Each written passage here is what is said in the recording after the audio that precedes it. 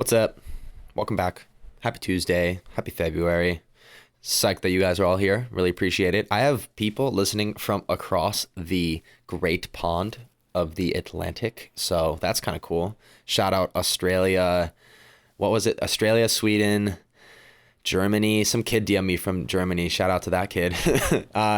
So yeah, I've gotten 312 downloads on my podcast so far, and I'm psyched because you guys, I've gotten lots of feedback and stuff, and keep it coming. Just DM me. I really appreciate all of you, and thank you all for listening. And I got an interesting guest today. So today, my guest is Sergeant Phil McMullen. And Sergeant Phil McMullen has served for almost 20 years at the City of Orange Police Department in Orange County, California. I really appreciate the sergeant's openness in meeting with me and giving me 2 hours of his time. Regardless of your political opinions, I hope you take something away from this podcast and gain insight on what it's like to be a police officer in such a tense time period. I recorded this podcast on November 30th of 2020, so take into consideration that recent events such as the incident at the Capitol and other circumstances hadn't happened yet. I won't blab on any longer, and I'll let Sergeant McMullen tell his story. Thanks again for listening, and welcome to Worlds. Hey, ladies and gentlemen. Good morning, Skier. Oh, hey. I'm pretty good right now. Welcome to Worlds. Good morning. Good morning. How you doing today? I'm doing great. Good. Do you mind introducing yourself, please? Sure. My name is Sergeant Phil McMullen at the City of Orange Police Department.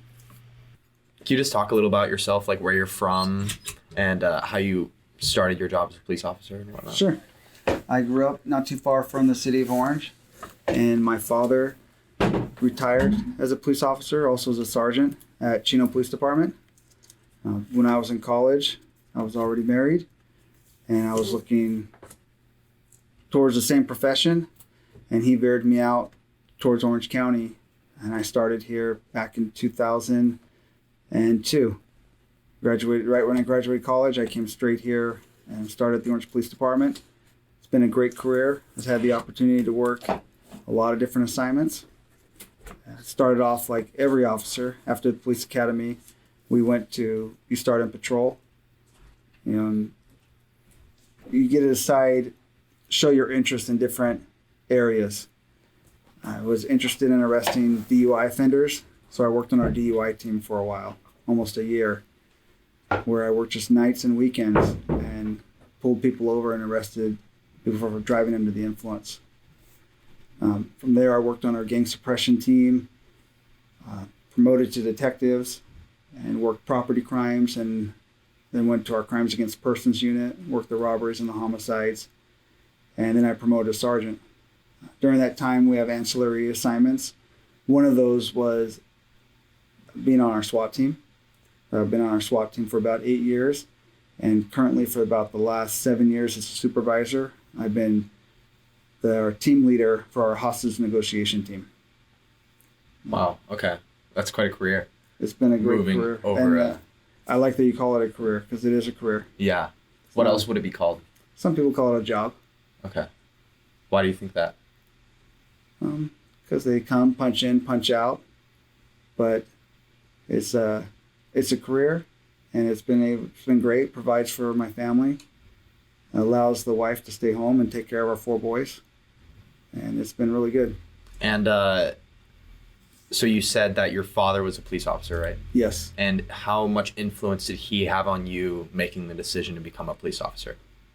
The greatest influence. Yeah, I remember going on ride-alongs with him when I was in high school, and when I started driving, he would bring me out to fatal car accidents, kind of set the message about being safe out there. So yeah, he helped me prepare. He told me not to major in criminal justice, because they'll teach you everything you need to know in the academy. That was his own opinion. He said the best thing to study is English, because of all the report writing we have to do. There's a lot of reports. But I ended up majoring in Spanish, which has also helped. Why Spanish? Spanish, in this area, there's a large population of Spanish speakers, and it has helped out tremendously throughout my whole career. Okay. And did that help you get your job, you think? I don't think it necessarily. I think I could have been. A lot of people get hired without speaking Spanish, but it's opened up a lot of doors for me throughout my career. Was there a distinct reason why you wanted to be a police officer in the first place? Most people, when they get hired and they're sitting on that oral board, they say they want to help people. And we remind people, the officers, about that. And that's what it truly is. You're helping people. Even when you're taking somebody to jail, they might not think you're helping them, but you're helping the people that called on that person. Or there might be a family member that has been hoping for a long time that somebody arrests their son and gets them in jail so they get the help they need. So it's a different way of helping people. Sometimes they're in crisis themselves, and other times it's indirectly helping them.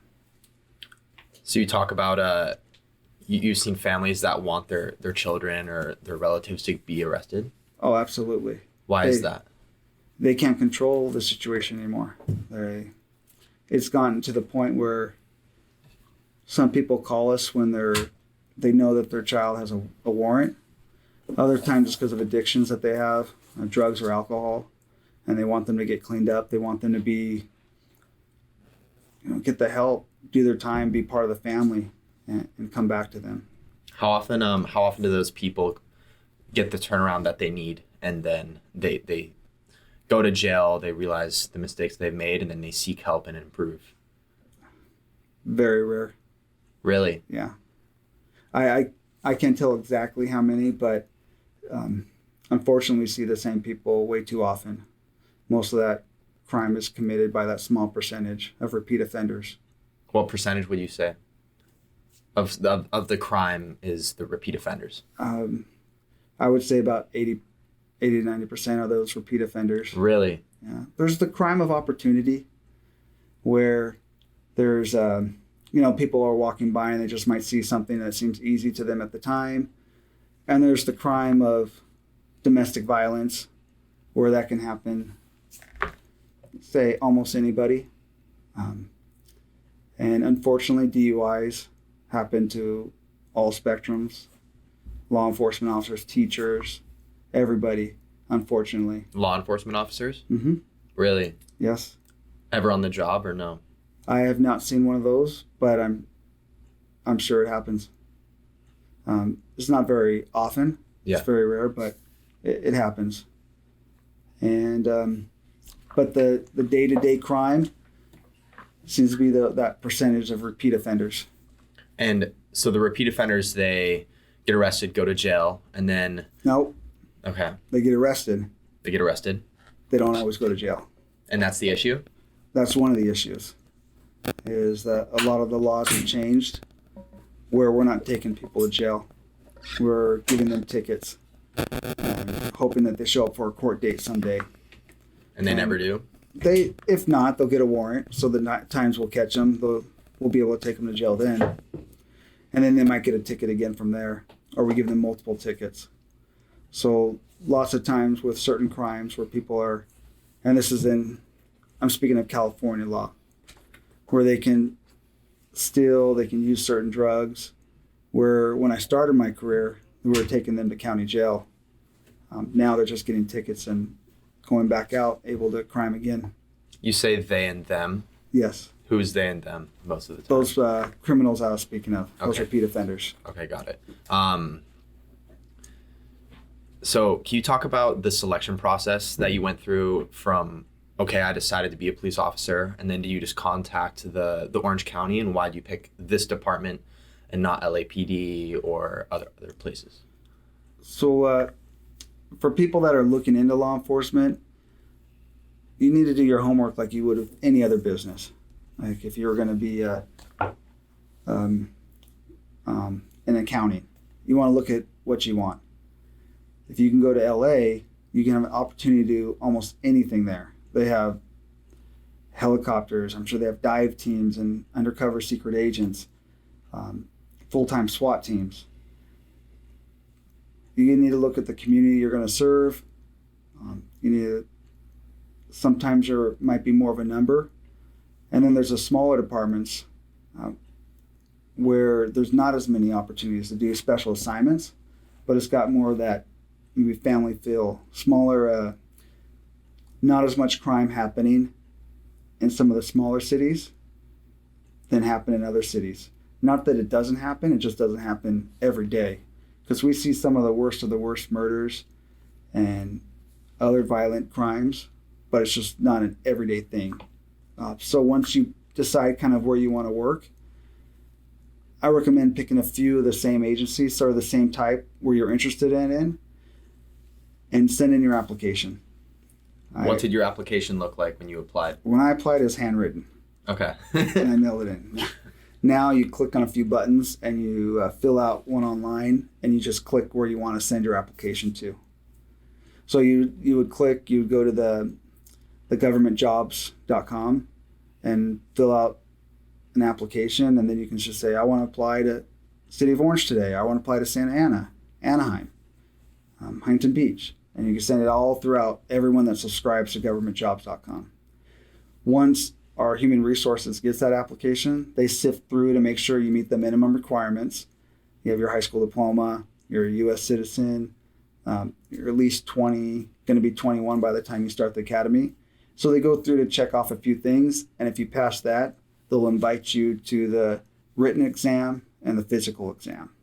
Okay. And so what are some of the other requirements that require you to become a police officer on the like physical and mental side of things? Like do you do a screening test to see if you've like committed any like minor crimes or misdemeanors or anything like that? All throughout this whole process that can take anywhere from a few months to up to a year, the whole process to get hired. Because you'll do the physical test. The one that disqualifies most people is getting over the 6-foot wall. But other than that, if you stay in good, relatively healthy, run some laps, jump over a few things, and they time you, do the body drag, you'll pass the physical. And the written test is a lot of just common English style questions. So that's why my dad recommended, again, majoring in English. Once you pass that process, there's an oral interview. You'll sit down in front of a supervisor or some other officers, maybe a detective, and they ask you questions about decision making, why you're interested in this particular line of work, what have you done to prepare, why this agency over another agency, what would you do in different type of scenarios. What are some of those questions like? If you're with somebody, one of your friends, and they're in possession of drugs, they invite you over to their party, what are you going to do? We don't expect people to wrestle their friends to the ground and take them into county jail, even before they're a police officer, but we expect people not to associate with people that use drugs. We understand you can't choose your family, but you can choose your friends. So we want to make sure we have people that can make good decisions, they can rationalize. You're not out there writing speeding tickets to everybody in the world, like your own mom. You're not going to pull over your grandma and write her a ticket. There's ways to warn people and to get compliance in other ways. If you pass that oral interview, the next step is that background process. They give you a thick personal history statement packet. You're filling out, going through everything you remember, like where you worked, when you got a ticket, a crash, your financial history, and then you get a background investigator that starts digging in, following up, talking to people, your ex-boyfriends and girlfriends, neighbors, and make sure you're that good person that you said you were on that oral interview. During that process, there's a polygraph test where they'll bring you in and they'll ask you, hey, you said that you smoked marijuana this one time. Besides that, are there any other times? And there's the polygraph test. Then you will go in for a psychological evaluation. That's part of it too. We want to make sure you're going to see a lot of stuff in this career. We want to make sure that you're emotionally able to handle everything. What were some of the psychological questions, like evaluation questions that they asked you? Oh, I can't even remember. It's been 20 years. It was just random questions. I'm sorry, I just can't remember. No, it's okay. But there's nothing too difficult. They're just kind of like how you feel, what we do, and does this make you want to hit people? I don't know. Yeah, I just can't remember any of those questions back then. That's okay. In general, do you think that during the evaluation stage that they, what are they trying to eliminate? Like, what is their goal? Our goal is to find people that can handle this job as a career. Somebody that, the 30 plus years they're going to be in this career, that we're not hiring people that are corrupt. We're hiring people that are really truly want to help people, keep the public safe, and they're okay with it. And sometimes there's going to be that decision where you might have to take somebody's life, and how that all plays into fact with this career. So you go through that test, then you'll have a final interview at our department. Now every department's different, but this is mainly how it works for the police departments. We have a final interview with the chief where he'll look at everything that's presented. He'll chat with you and might ask some follow-up questions. And then you have a medical screening test. Make sure, all the bones are functioning right. And then you go to a police academy. And that police academy lasts 6 months if it's a full-time academy. Do you think on the mental side of evaluations and whatnot, that the test is effective in eliminating the non-desirable people to do this kind of career? I don't think I can talk to that because I've never seen who gets disqualified and for what reasons. Okay. I know there's some people that might get through that later on were questioning, how did he get past the psych test? But for the most part, I think it does a good job of helping us get people that are prepared for this profession. Have you had experience with any of those kind of people? People that I feel weren't emotionally ready for this. Yes. Yeah, I just want to be prepared to talk in detail about that. But maybe a couple people where I said, no, maybe they should have, everybody struggles. Well, I'll just say depression is something that's real. Yeah. And we know people suffer through it. And we're giving people a badge and a gun and putting them out there. And then you see some bad things sometimes. You see a lot of good. People are, like I say, sometimes very happy to see us.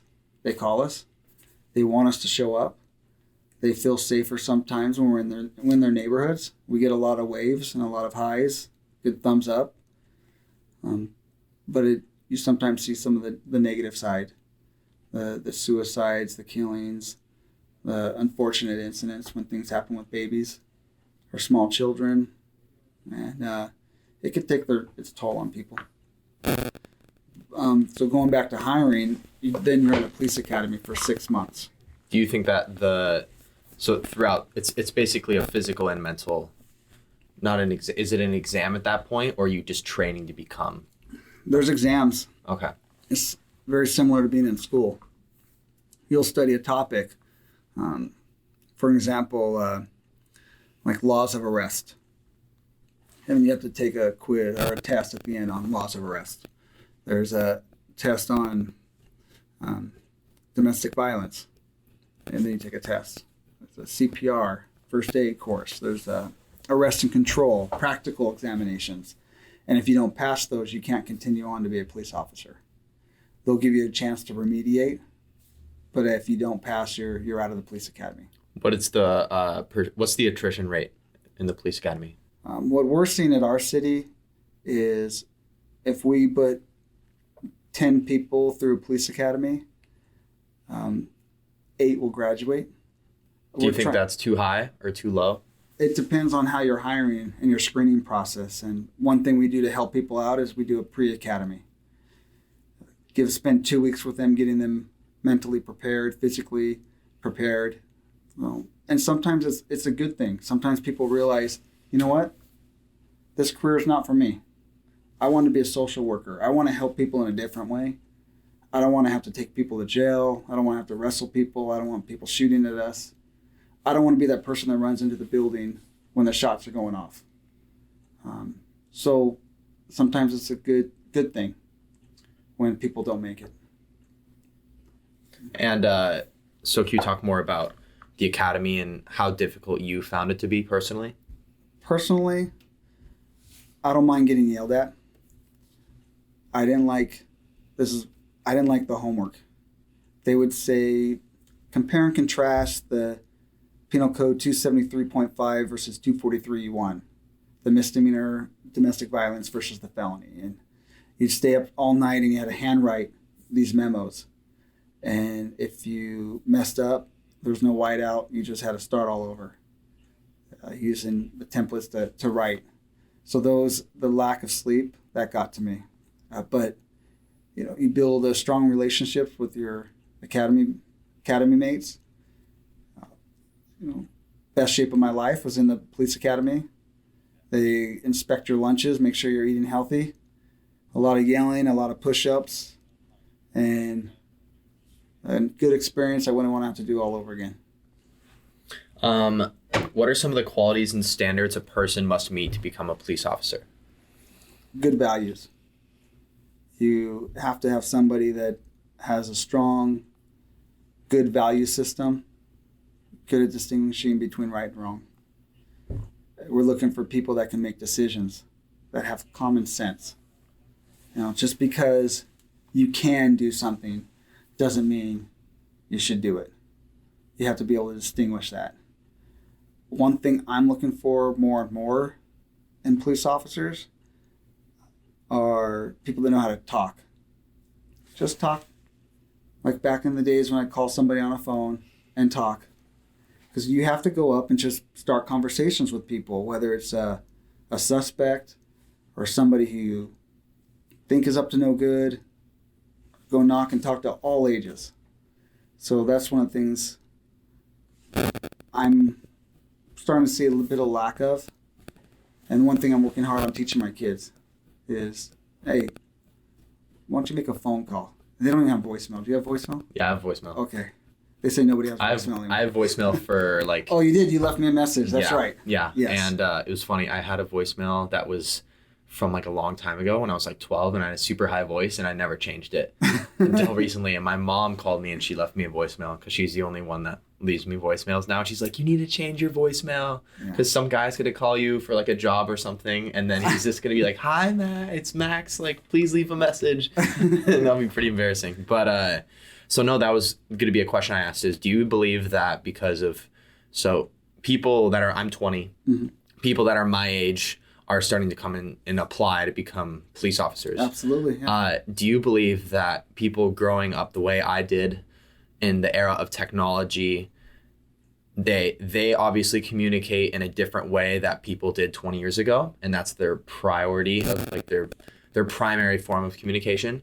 Do you believe that the greater use of that technology and the lessening of in-person face-to-face communication, especially nowadays with coronavirus and whatnot, is making the communication skills of these applicants less Maybe less they're capable? face-to-face.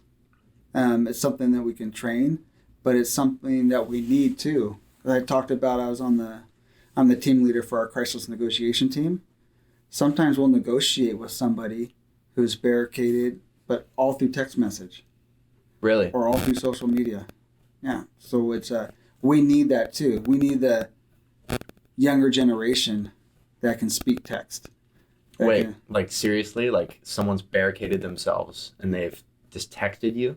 Well, we have their number and we're Okay. sending them text messages and we're texting To negotiate to something. negotiate them out of the house because they Wow. don't want to talk. But they feel comfortable texting. Yeah, a lot of people do. Like even our runaways or suspects. Sometimes when I was a detective, I'll say they're not going to answer the phone if I call. But if I send them a text message and say, hi, this is Sergeant McMullen. You've been reported as a runaway. I hope you're okay. Can you please reach out to me and let me know everything's okay? And they'll go, oh, I didn't realize I was a runaway. And they'll send a message back.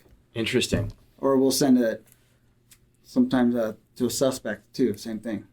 So like it almost appears as like a less aggressive form of communication.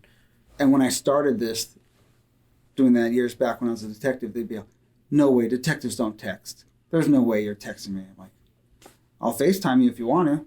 You can see. Really? but then I've realized the younger generation's not into FaceTime either. No? I like it. I think the face-to-face is an important tool. You get a lot more out of seeing people's reactions and watching their body language. Is there any other ways technology has changed your job? We're using facial recognition. We're using statistics to find out where our crimes are occurring to allocate our resources. So we don't just throw people out blindly. We'll say, hey, crime's happening here. This is exactly what's happening. Let's saturate this area with police officers. And just saying, you two go to the north, you two go to the south. We'll split it up and say, let's put more right here in this area. We're using the fingerprint systems. We're using databases to search history. Sometimes we'll just put in limited information like, oh, he's got a tattoo of something. And we'll put that in and help us identify people. The video, the body-worn cameras are amazing. We just got those a few months back. Our officers are very supportive of it. The supervisors love it. Our community loves it. It puts everybody on their best behavior. I love it because people will complain and say something about an officer. So as a supervisor, I take their statement, talk to them, and then I'll review the body-worn camera and let them know, hey, I watched this, and most of the time I can say, you were wrong. You were the one. You're lying because I watched it on camera. Can you talk a little more about the body cams and how they work exactly? We have Axon body cameras, and they're always recording, but they're not saving. So when we turn the button to turn them on, and they can be activated by touch, or if we turn on our sirens, they'll go on. Okay. The lights and sirens. It will go back 30 seconds and start saving that video. So you have to push a button for it to save. Yes. So theoretically, could an officer be in a situation and then not push the button and it doesn't save something? Yes. Have you had issues with that? Not yet. I'm sure it's happened, but nothing major has happened where we said, let's look at the camera and say, oh, it's not there. I can see something happening in an instant, say an officer gets ambushed. Yeah. And he didn't turn on his camera because he's too busy fighting back. But we're training every time we get out of the car, every time we go on a call, to just turn it on. So hopefully it's always there. And so with the body cams, how long do they record? So you push the button. It's just kind of bizarre. So you push the button and it starts saving the recording from 30 seconds before you push the button. Yes, but it's not picking up the audio yet. It doesn't pick up audio until I actually push the button. But it picks up the video from the 30 seconds before. Yes. Okay, so you're getting out to do a traffic stop or anything, and you push the button. It starts the video. Well, the traffic stop, I turn on my lights to pull the car over. Okay. The car camera turns on, and the body camera turns on at the same time. Okay. So that's already going to be on. It's going to show 30 seconds back. Of so just the video, though. Of just the video. So it usually shows the violation. So if you see him run a red light, swerving, sometimes our DUI officers now, they'll turn it on really early so you can catch all the swerving and the bad driving. And then we try to pick the location the safest. We don't want to pull over a vehicle right in front of all the downtown bars when they're letting out. So we'll kind of let the car go to a safer area. And how do they turn off? You manually, again, you press a button to turn it off. So do you think that I just think it's interesting that in a way it is of the jurisdiction and the judgment of the officer to control their own body camera. It is. It's also our policy that we turn them on every contact. Okay. I didn't turn it on with you though. Yeah. We're here doing an interview, but you have it recording. Yeah. Okay. And can you talk about so you got the body cams. Was it just one day you didn't wear it, one day you did? That's basically what happened. They said, here's the body camera. We sat through a training. They showed us how to use it and sent us off. Why did the department get them a couple months ago? Well, we've been in the process of getting it way before the major protests have happened. We've been trying to get it. They're very expensive. Okay. So we've had our in-car cameras, the cameras on the dashboard for a long time. But it's just recently we got the body-worn cameras, and we've been trying to get it we've been in the process with the contract for over a year. Okay. How much are they each? I don't know exactly the price, but I do know it's millions of dollars for all the cameras. Really? Yes. Wow. Okay. It's the whole system. It's not just the camera. It's the storage of all the evidence. Mm-hmm. Because there's more than just, we can take pictures of a crime scene and we put it into the same storage location, the server that's going to save all of it. And then the DA's office, when they need to get that evidence, they just go into that same system and they can pull it up. So if they know I'm going on an arrest of somebody who was combative with us, and they know we have the video of it, we just give them the report number, and they go in and they can view everything.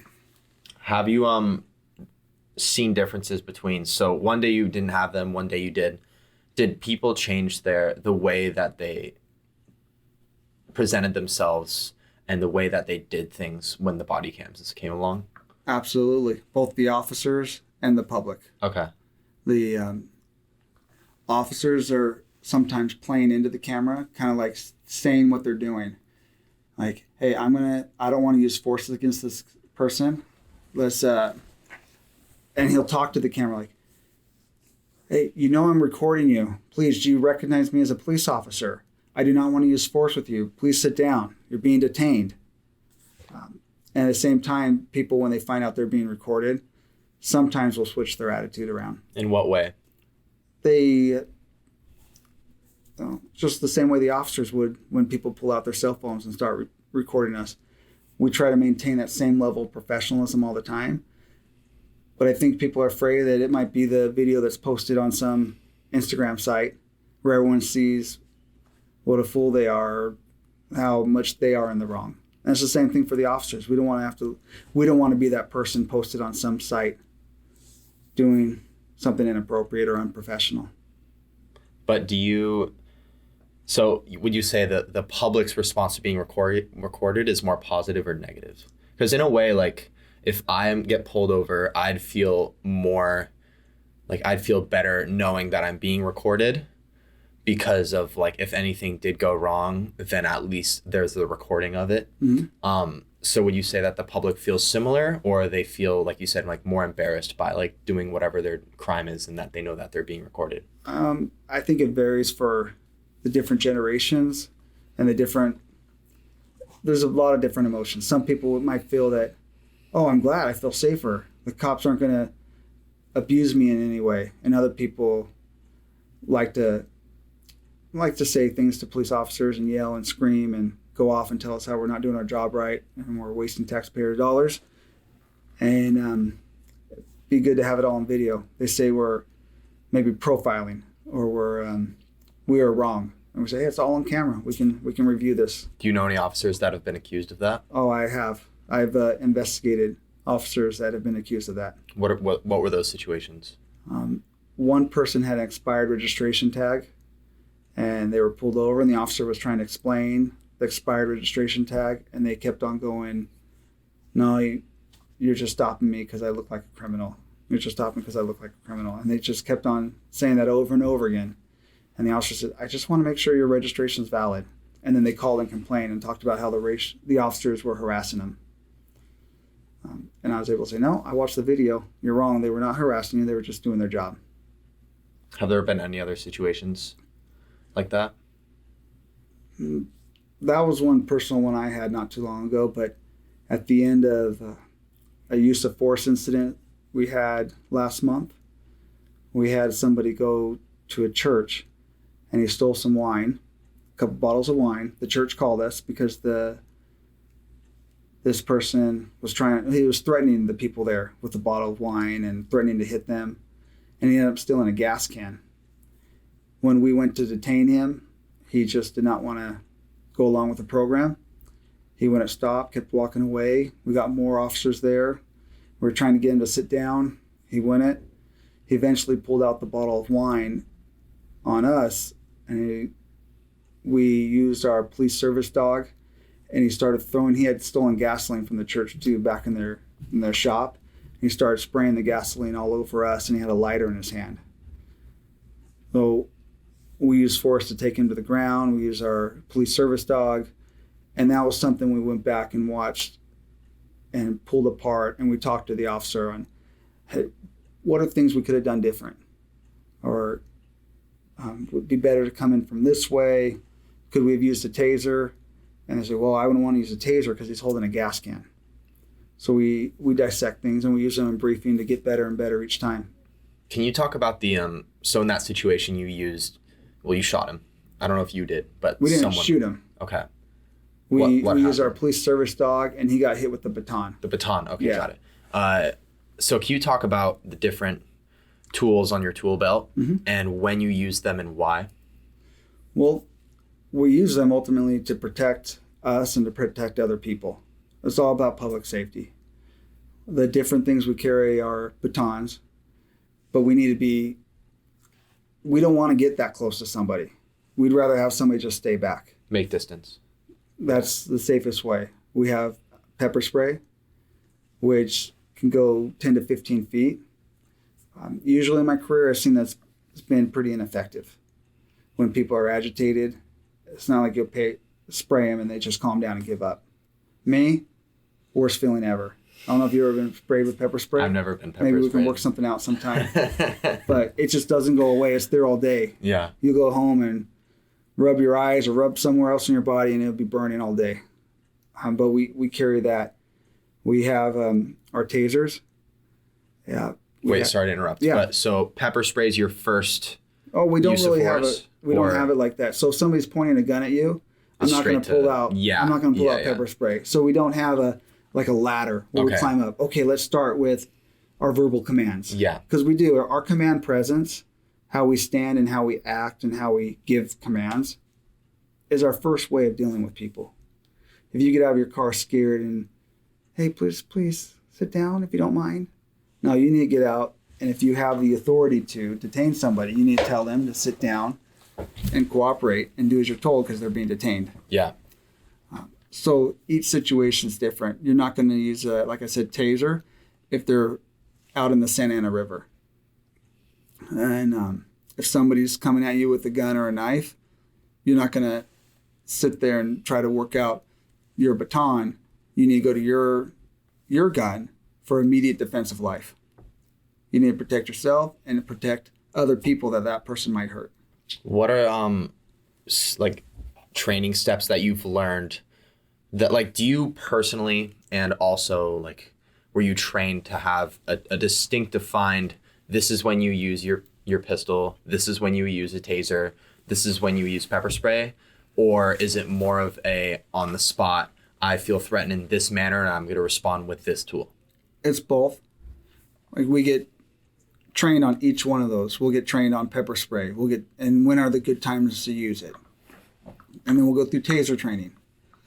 And we get tased, which is another. What's that like? That was the worst feeling for 5 seconds I've ever felt. Yeah, But once it was done, it's over. it's over. Yeah. You're fine. What's the 5 seconds like? Excruciating pain. You can't move. You can, like someone can put $100 on the ground and ask me to pick it up, and there's no way I can pick it up. It's horrible. The only thing that keeps me from doing something again is knowing what that 5 seconds was like. But sometimes you've tased somebody and then they're still going to try to reach for a weapon. So you have to do another 5 seconds. Okay. So then as far as for the use of force, so you have all these different tools, and that's going back on who we're hiring, the common sense. When are you going to use the gun versus the taser? Yeah. When do you have, like, personally, what is your thoughts on that? It's the immediate defense of life. Okay. It goes back on. If someone's at your school going through with a gun, I'm not going to try to sneak up and get 10 feet away, 15 feet away so I can use my taser on him. Yeah. I'm going to get there as quick as I can to stop that threat. Yeah. I'm more speaking on, like, so obviously there's been situations nationally that have happened where that use of force has been maybe justified, maybe not as justified. Yes. So when you are in a situation where it's not immediately like in the situation, you have to make a quick decision under pressure, but it has to be the right decision. Otherwise, It like you does. see, there's You're going to gonna be all over the media, judge, and everyone's watching he should have done this, and all the experts are going to come in and talk about it. yeah, And that's one of the pressures people are feeling in this career. They, why am I going to do this? if they're just going to Monday morning quarterback every decision I make. You go out there and you tell me to contact transients that are violating laws. For example, that call I was just on before I came here, there were some homeless people that were throwing all their trash and urine and fecal matter into the wash and making a mess and had a bunch of trash all over the place. And we received several calls from that. People are calling saying, this is at our park. We don't want to see this. There's other people that are bringing resources to them, bringing food, giving money. So it's a balance. We get out there, we're trying to see what resources we can provide to them and what laws they violated. If they violated laws, we'll enforce those laws. If they're have alcohol in the park, if they're using any type of narcotics, any stolen property, they have any warrants. So it's a balance. But what happens when we're out there dealing with that situation, where some people view it, people that are down on their luck, and other people say, no, they're just a menace and making a mess. And now, many times they're mentally unstable, and they come attacking you. Where do you draw that line? What's the use of force going to be? I like to try, as long as there's no hurry, no rush, create that separation. And That's your first response? There's no reason for me to get up there right away. Just kind of wait and talk. Being a negotiator, you utilize those active listening skills the best you can, depending on the mental situation, and come up with a plan.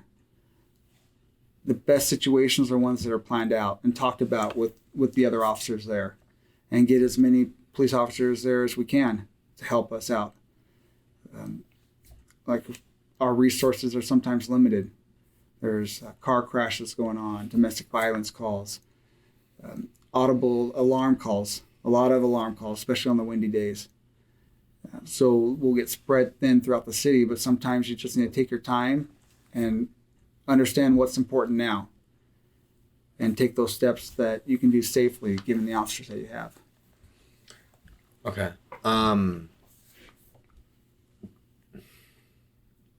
Okay. One thing I like to go back on is, so I talked about the police academy. Yeah. You're not done after you get out of the academy. You start the field training process. You're given 3, sometimes 4 field training officers, senior officers, that are evaluating you for the entire time. I didn't know this city when I started here. I had to learn almost every nook and cranny, how to get to calls in a hurry, recognize certain bars, know where the crime trends are occurring. So if something happens, people expect the police officers to be able to get there as soon as possible. So you have that whole process where making sure you know how to function, do the right paperwork, safely contact people, and the whole booking process, taking people to county jail. So that lasts about 4 months. Then after that, you're a solo officer. We drive around like most agencies with 1 police officer in a vehicle. And you're now on probation for a year. And you're a police officer, you're by yourself, you're still on probation. Then after you get off probation, now you're the full-fledged police officer. Do you remember your first day on patrol? I do. Can you tell me about it? I remember I was my first day by myself. Yeah. I remember I was driving by on Chapman Avenue near Prospect. And I was going out that way because I was familiar with it, because that's the area I trained in. And I drove by and I saw somebody throw something down on the ground. So I jumped out, pulled over as quick as I could, contacted him, and he pitched a little baggie of meth back when it was a felony. And so I arrested him, his friend that was with him. He had the meth pipe on him, so I made those 2 arrests, and they went off to jail. That was earlier in the day. I was working swing shift. So it was, first day I felt pretty good, taking people to jail. Then I went back in that area, and I remember driving, checking in behind some businesses, kind of commercial businesses, just looking, driving around. And the sprinklers went off, and got scared. Just freaked out. I was like, "What's that noise?" And I couldn't remember where I was. Kind of had a little panic. So I always try to remember where I'm at all times. Like, what am I going to say if somebody jumps out and wants to fight? Or what am I going to do to describe the location if I don't know the address? But I do remember that night back in 2002. Did you feel prepared going into it? Like, did you feel like the training that you'd received over the past couple, like the year prior, had prepared you for that, or no? I would say at the time I felt prepared, but looking back, You didn't realize what you were getting into? there's so much training. There's so much more training we can always do. And you learn through your experiences. So over the 18 years, I've had the opportunity to have a lot of great experience that have taught me, how to do this job. And it's only going to learn more and more as this career goes on. Is there anything you wish you knew when you first started? Well, let's see. I would say, keep a journal, because it's hard. So many things happen, and you might have slight memories, but I wish I would have started keeping a journal when this career first happened. There's just so many random things that you can't believe happen. And this is just one officer speaking. There's so many officers. They've all experienced so many different things. But I just wish I would have wrote this stuff down. What do you remember, like any of those things throughout the first couple of years that were significant, that like shaped the way you do your job today? Yeah, I can remember some significant homicide cases I went to, and some significant suicides and baby deaths. Always treating the call. You don't know what's going to happen afterwards or how things are going to end up. It's just, just knowing. It helps remember the importance of life and wanting to be able to go home at the end of the day. How do you do you remember your first use of force incident when you were like on patrol? I remember my first one in training. It was pretty minor. I was contacting somebody at a mall, and we were going to arrest him for a violation. And when I went to arrest him, he started pulling away. So there was just a light struggle and a takedown to the ground to put handcuffs on him. So I've used the taser a few times. That came later on. When I started, we didn't have the taser. So what was your when you first started, what was your tool belt?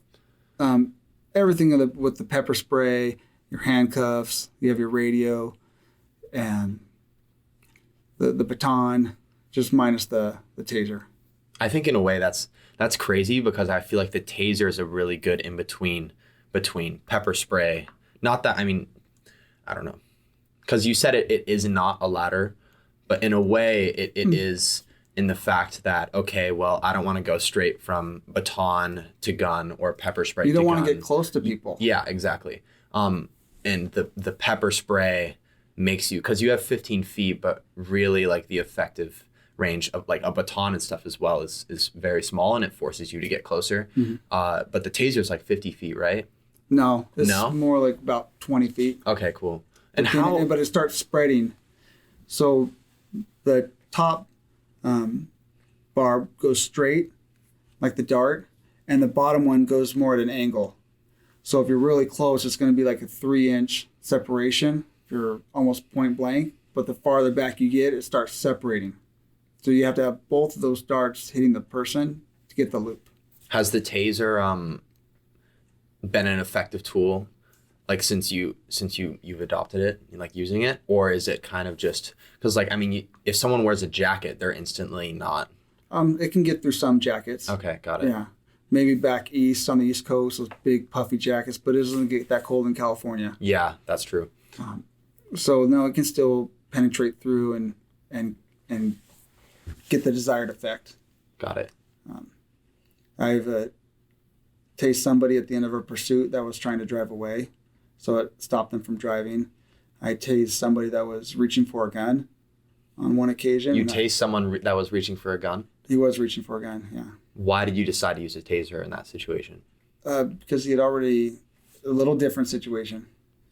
He had already shot himself, but he's still alive.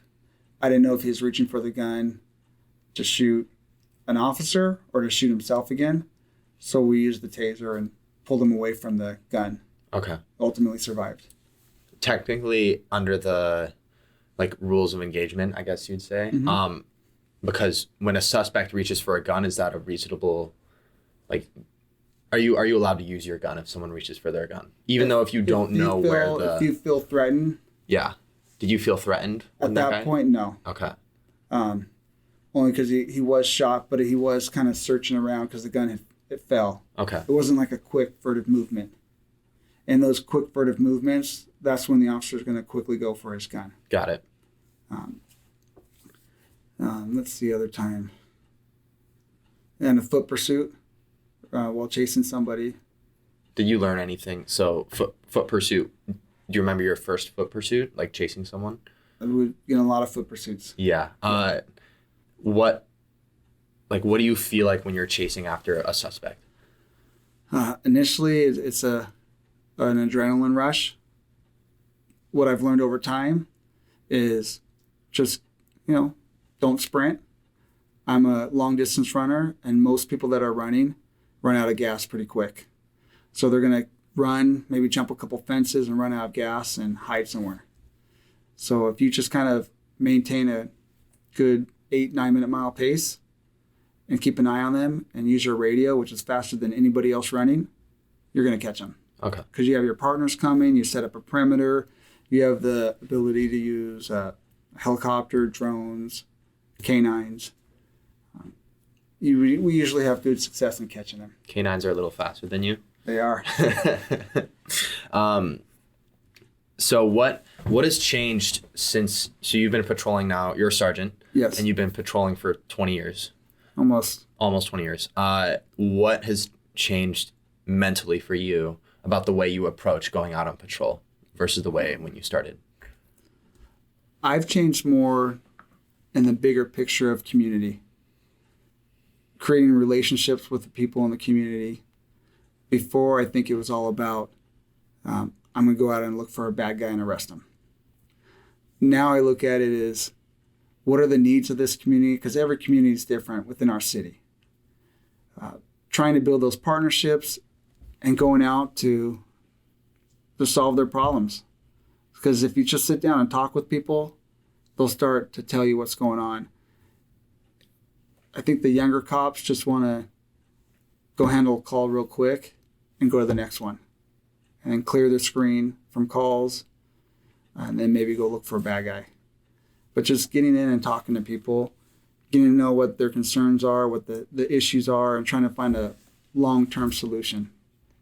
So that's what I've learned over those 18 years. And do you believe that the relationship with the community has improved over the past 20 years or no?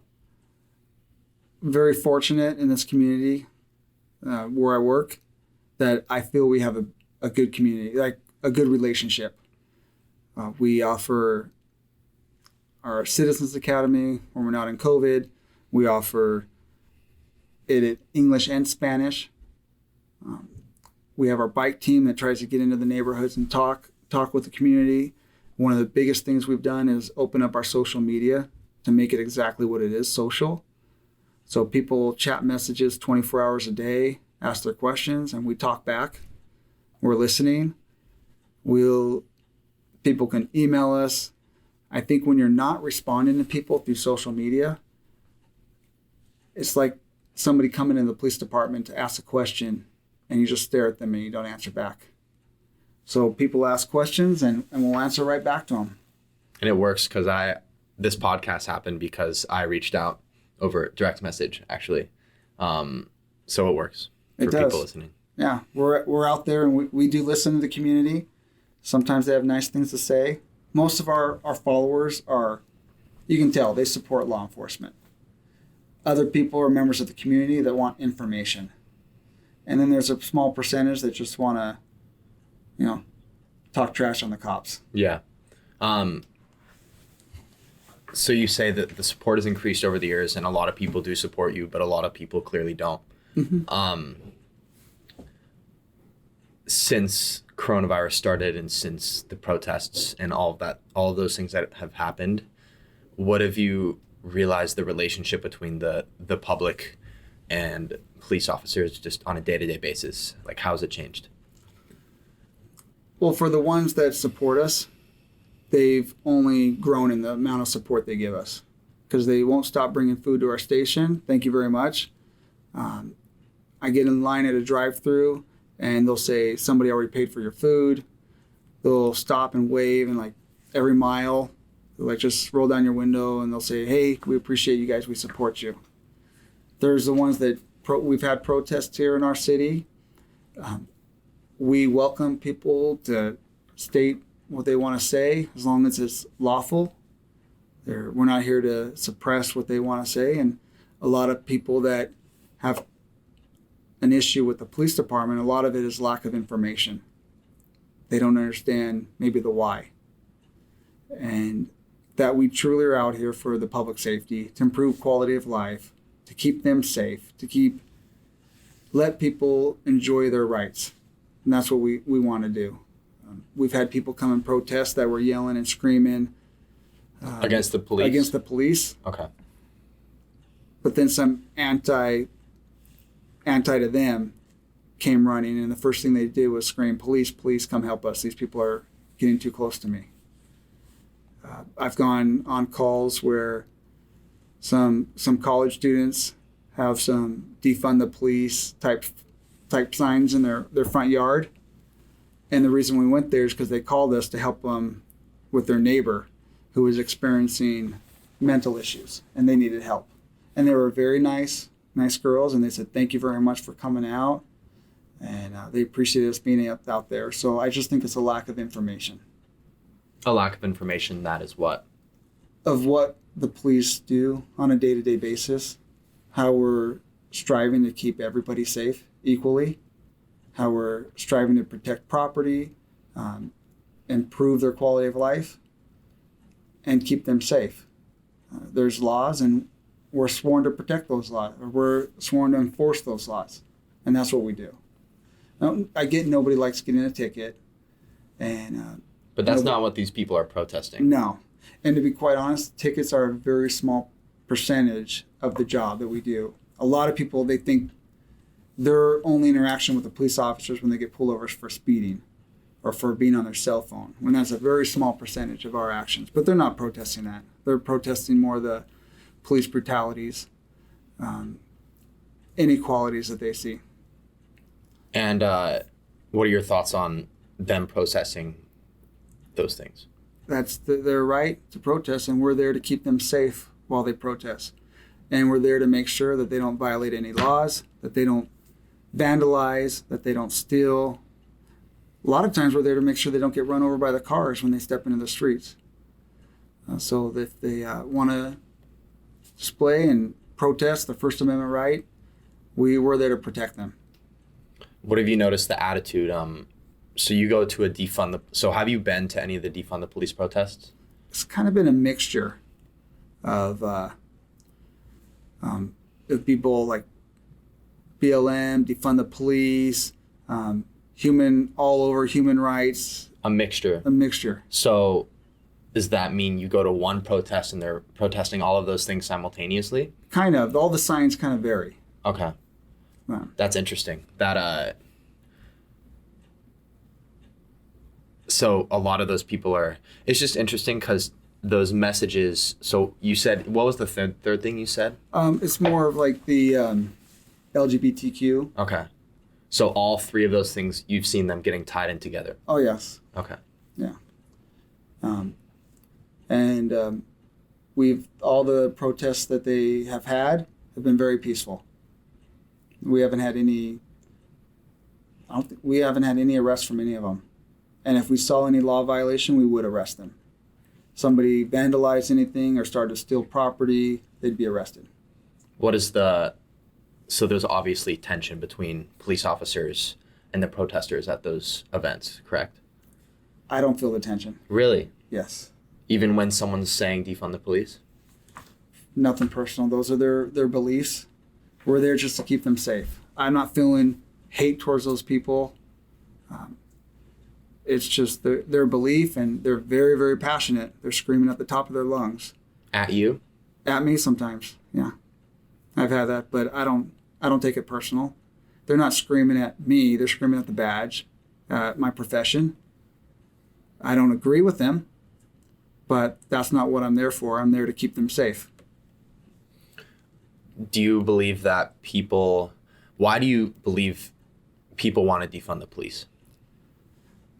Because they are seeing, I believe it's because they're seeing instances where police are being used when they think a social worker should be used, or that,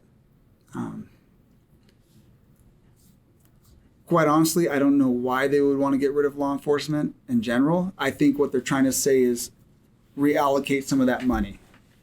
Let's put more money into rehabilitating people, into social programs, into more education, and less on the enforcement side. I believe there needs to be a balance. Yeah, what are your thoughts on the reallocation of those funds?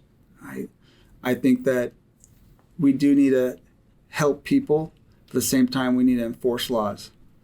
And people need to go to jail sometimes. You break a law, you need to go to jail. There's been certain circumstances when, whether it's somebody that's suffering from mental illness, or you might want to send out a social worker, but that person then becomes violent and wants to fight and has weapons. So I worry about if it goes towards that harm could happen. There's some harm can fall on social workers. We do work with social workers. When I was a detective, I was assigned with a social worker to work adult protective cases. Our homeless enforcement and resource team, they have a social worker assigned to them, and they go out. So we are working, trying to solve problems with the ultimate goal of public safety. How much are police officers on patrol trained in handling mental health situations? Now, each department's different. Okay. On what How much are you? Me personally, we have the City of Orange Police Department prides itself in the training that we give our officers. We actually made a video series on dealing with different types of mental illness. And we published that out and gave it to all the other law enforcement that wanted them for free. Whether it's dealing with somebody with schizoaffective disorder, from paranoia. So we train a lot, and then it's hands-on training when we're out in the field. Every officer has that training. But then it's coming back and talking about it. How did we do? How would we do things differently? But we're not there. We're not social workers. We're not therapists. We're law enforcement officers, and so our job is to enforce those laws.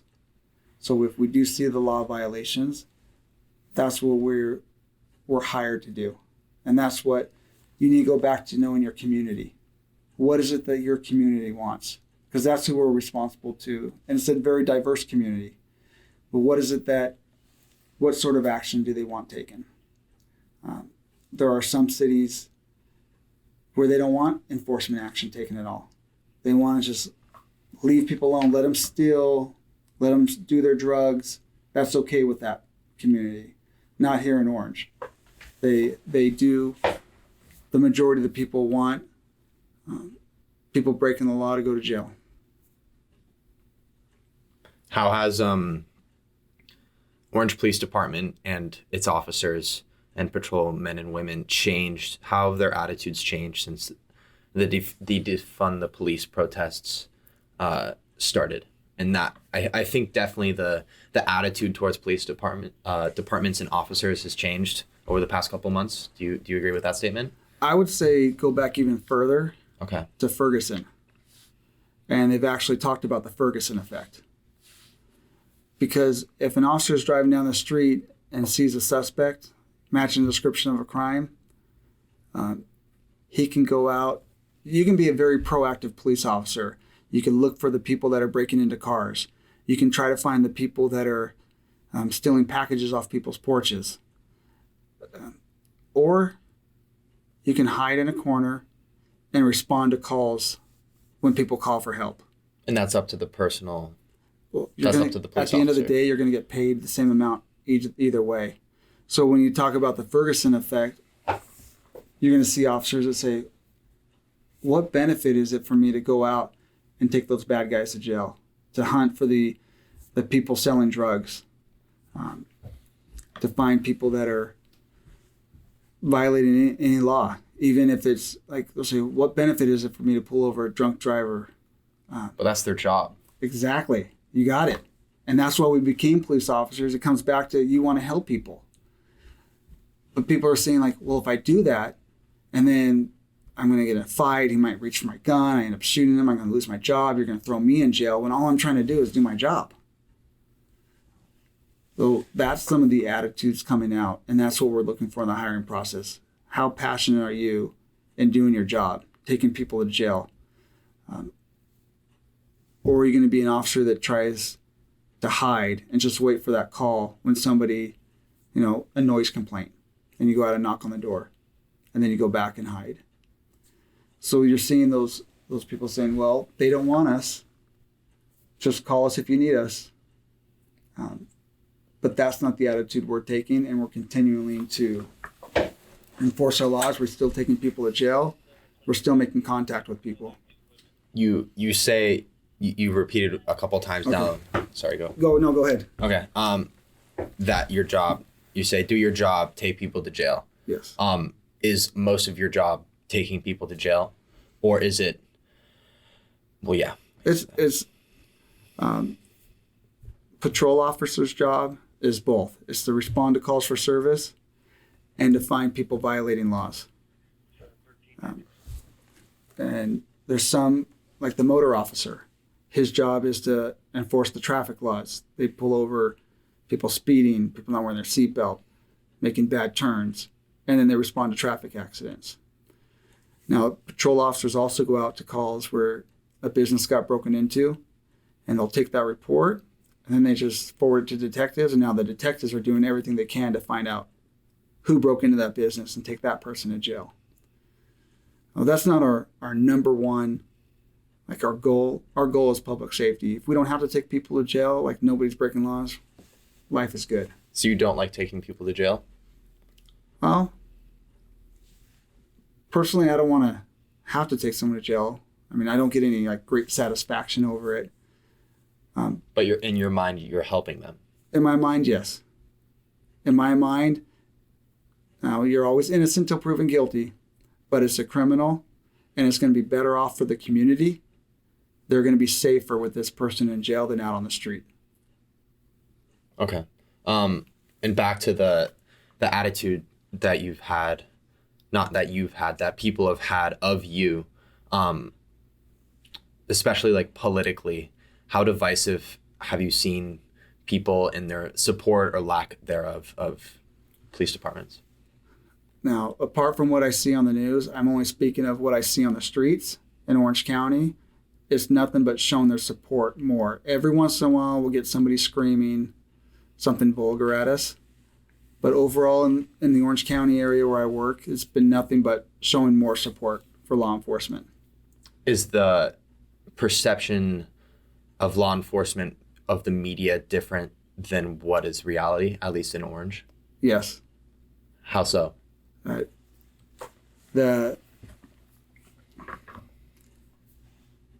We're still continuing to do our job. Nothing's changed on our day-to-day since I started, for the most part, 18 years ago.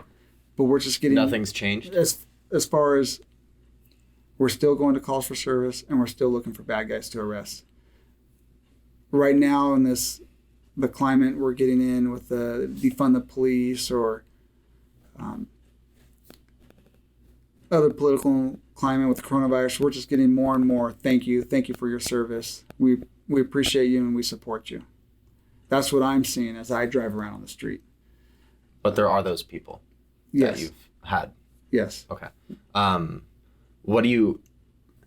So those people that think that defunding the police is a good solution, defunding as in not reallocating, like simply like, well, so the thing with defund the police is that there's different stances. So it's, Yes. okay, does defund the police mean, okay, defund the police, reallocate money to community service and focus less on taking people to jail and more on how do we help these people mentally? That's what a lot of people's argument is.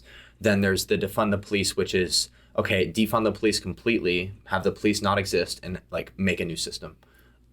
What are your thoughts on those different approaches and the people that have that mentality? I believe the people that want to get rid of all police are ignorant to the evil, the true evil that's out there in the world. There are some very criminals. There are people out there that want to do harm to other people. There's people that want to take advantage of people. And if there's lack of police, there's going to be more victims. And we don't want to see victims. Back to why we got into this job. Because the crimes against people, whether it's rapes, robberies, assaults, will continue and be worse. They happen right now as it is with the police. You get rid of that and things will be worse, in my opinion. And as far as allocating money for more resources change the money over to the social programs, I personally don't think those will work. Why? Because they haven't worked. That people go into jail and to be rehabilitated through, the people come out of jail. Everyone's different. Some people, it's like that taser. You get tased, you hate it. You don't want to be tased again. Maybe you'll think about not doing it again. I haven't seen too much success in drug rehab, the local rehabs that we have. I think some people just belong in jail and the world would be safer without them out here on the streets. Okay. So there obviously are people that have an issue with police, and like I said, they want it to be defunded. Mm-hmm. So would you say it's a fair statement that there are issues within police departments around the country and yours as well? Every organization has issues. Police departments worldwide, fire departments worldwide. Yeah. And schools. Of course, we all have issues, and we can always become better. But I'm saying the system itself of policing and how the police department works, do you think that there could be a better way to go about like handling situations, whether that's so for example, police departments, do you have a national, are you licensed by the government to be a police officer? Through the state of California. Through the state, okay. Yes. And then does the police department have a certification to make certain decision making, that they're educated in some way that verifies them to be capable to perform the duties that they need to Yeah, you get your post certification when you graduate the police academy. Okay. And then after you finish your probationary period, you get that certification, and police departments are authorized to carry out certain trainings throughout the year, and we report back to the agency in California. Okay. But the last time that you were checked was for those standards was 20 years ago. No, there's ongoing training. Okay. Where every year we do our firearms training. I go to the range every quarter, and I sometimes go every month. When I was on the SWAT team, I went every month. When I can go as much as I want. On your own dime? No, I can go on my own dime, but I can also go to the range at the sheriff's department. And they pay for that? Yes. Okay. Yeah. But so you're required, sorry, go ahead. No, we have our use of force training that comes up every year. We have advanced officer training. We have pursuit training every year that comes up. Our verbal communication training. Okay. So these ongoing recertification. For that type of training. But Yes. as far as mental stability or an officer having the mental capabilities to do something, are you ever sat down and with a counselor or something and they talk to you about obviously you're going through a lot of stuff and dealing with a lot of stuff on a daily basis? Do you have people that you can talk to that analyze maybe he's not mentally stable or fit for this job anymore after 20 years? I'm not saying you are. Yeah, no. We do have that. You do have that. It's not force. Now, there's two ways. You can either seek it out on your own, Okay. like you feel, hey, I'm going through a lot, and the department does provide somebody that you can go to. If a supervisor or somebody else recognizes somebody else is maybe not being fit for duty, they can also recommend that they can also send them to somebody to talk to. And apart from that, we have a peer support program where we're out here looking out for one another. We have people that are selected that other officers know that they can come and talk to them, whether it's something personal or professional. And they can talk about things, and maybe that officer's not there to solve their problems, but maybe they can point them in the right direction. Okay. So the mental analysis and the counseling is personal. So someone has to decide to do it themselves, correct? Unless an officer sees somebody that's unfit for duty, Okay. and then they can send them in. Okay, got it. Do you have to do something real quick? No, I'm fine. Okay, I just cool. got this. I'm good. Okay, cool. So then do you feel, so for example, if you have your circle of peers that you work with, right?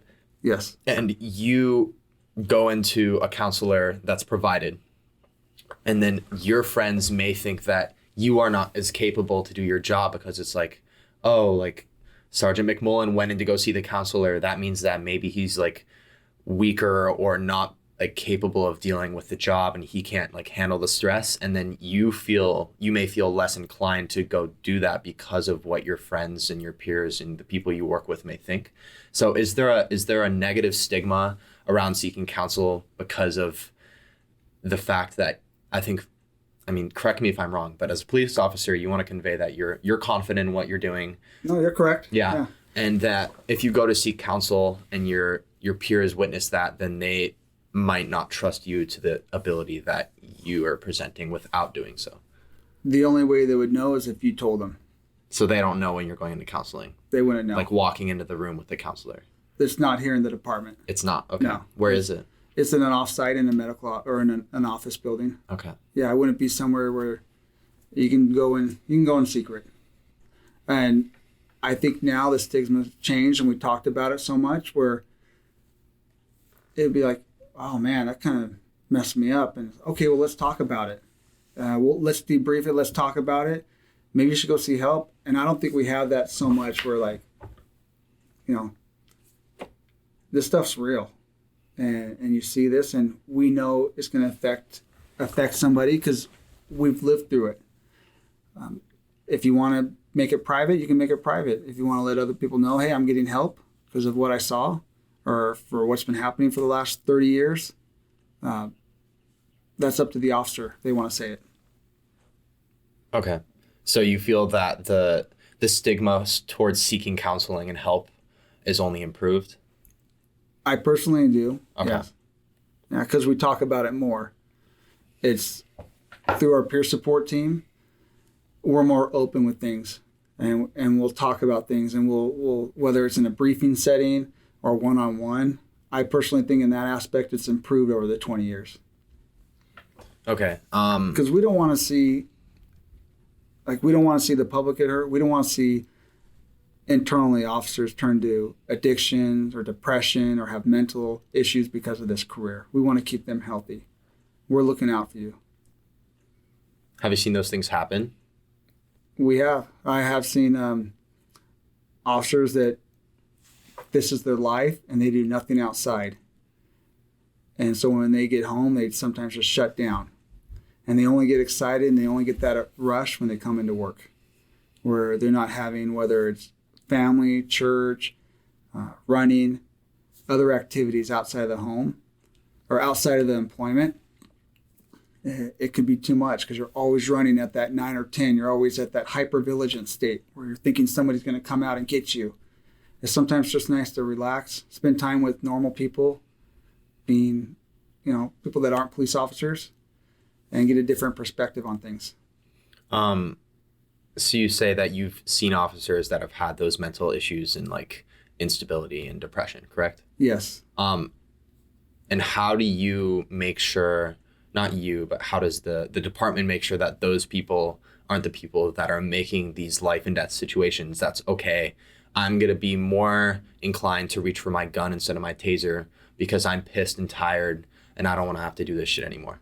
Well, in one instance, the officer was let go from his employment. Okay. And the other instance, the officer went and got help.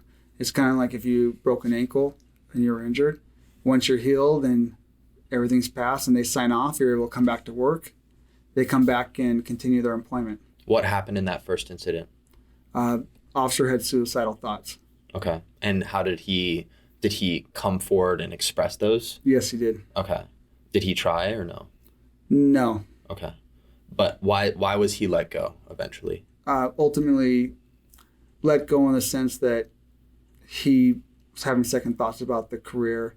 He was still on probation. I think ultimately he decided himself he wasn't going to continue on. Why was he on probation? He was a brand new probationary officer, meaning brand new. Beginning. Okay, beginning. Got it. But ultimately he realized that it wasn't going to be a good career for him. And then So as somebody who passed the mental psych evaluation, but in speaking with him later on, he showed signs of depression. And then in the second case, the officer was rehabilitated, but what was the inciting incident? It was a very violent crime where a child was killed. Okay. And that just messed him up mentally? You know, when you have small children at home, sometimes you see something happen here and you think about your own family. And that officer got help and came back to work and is doing great.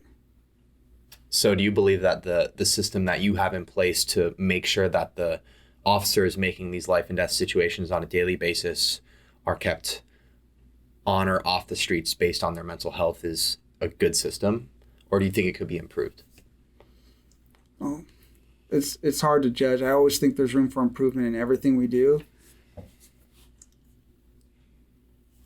You never know what's going on with people in their mind.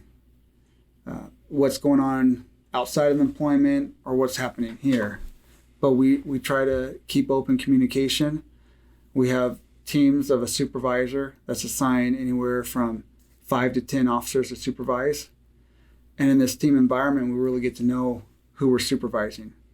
And you can kind of tell when people come in and something's not right. And it gives you the opportunity to then go forward and talk to them and see what's going on. Do you feel confident about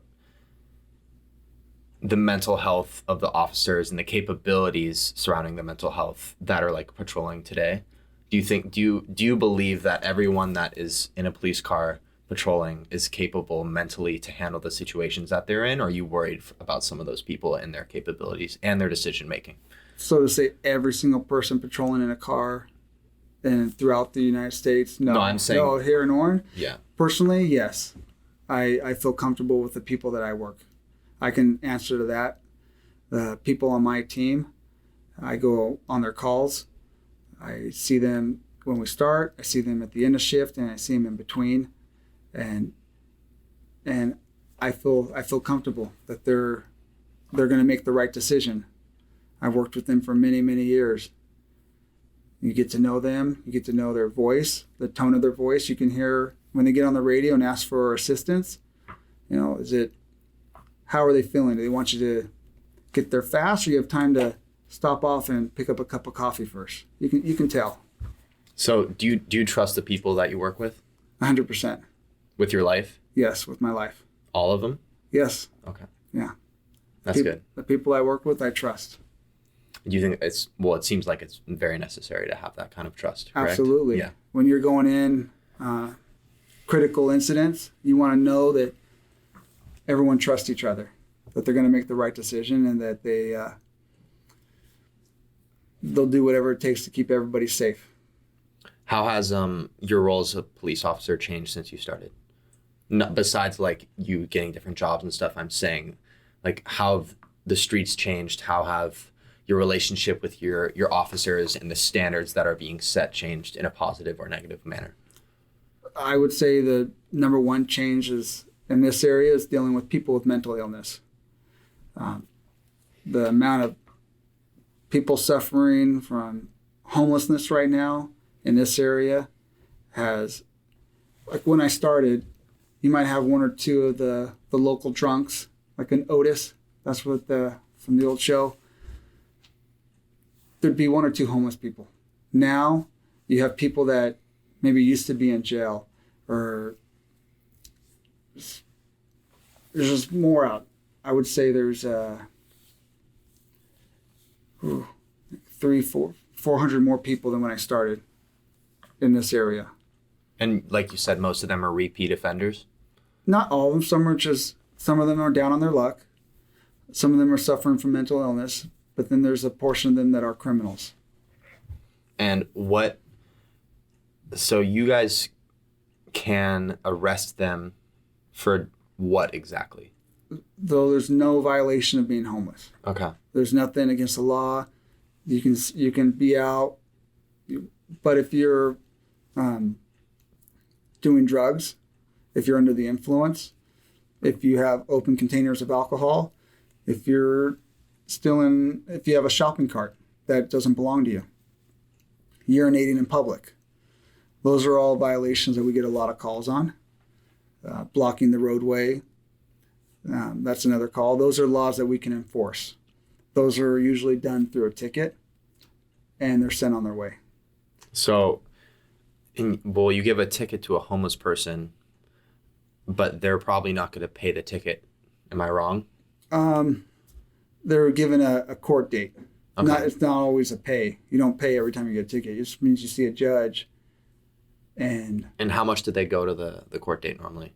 Normally, our homeless population doesn't go see the judge.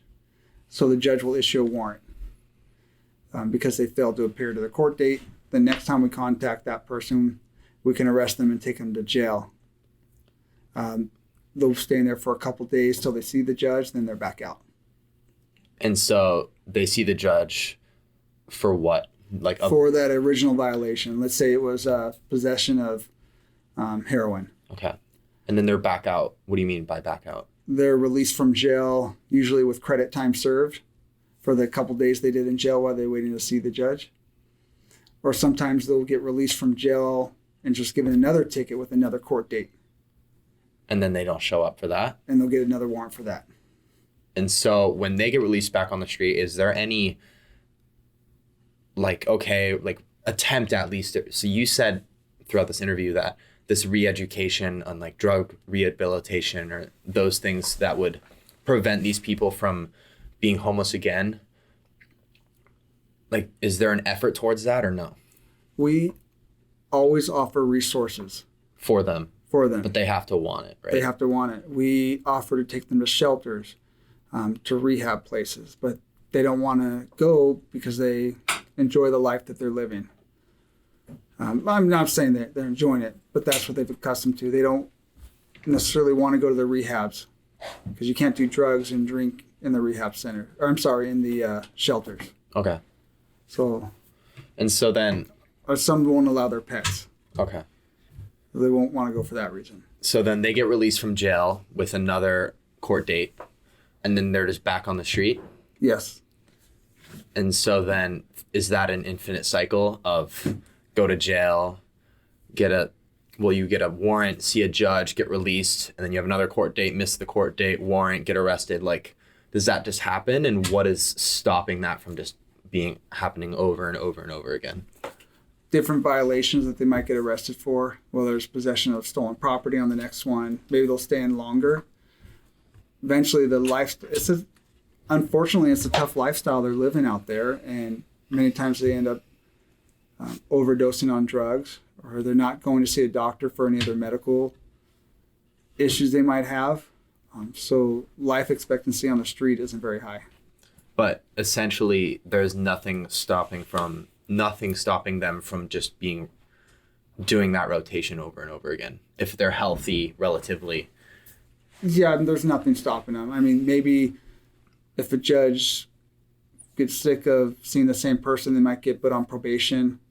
The person would? The person would. What is that? You get a probation officer, you have to check in, they have to make sure you're testing clean. But do they even abide by those probation rules normally? Some might, and then it depends on what level. You might have informal probation, or you have formal probation where you actually have a probation officer. Okay.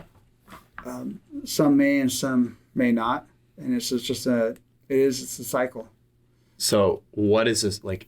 So because even if you get a probation officer, then you could not show up to the probation thing, and basically you're just not playing the game. Then now there's more.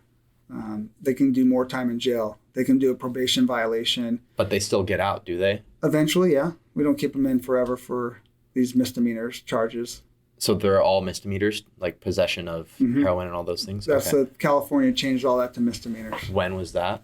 Oh, it's probably been about 8-9 years now. And how did that, do you remember when that changed, and how did that affect the, Oh, yeah, I remember it because it was before you catch somebody with heroin or meth or, going into a store and committing shoplifting, they went to jail. And it just seemed so weird for me writing a ticket. Because they would, not always do you have the opportunity to catch somebody breaking into a car. But lots of times, these people that are using drugs to support their habit, they're breaking in and stealing things. So you might not be able to catch them breaking into cars, but you can catch them with possession of meth or possession under the influence, and then you can take them to jail for that. And you know that they'll be off the streets. So for that time that they're in jail, people's cars aren't going to get broken into.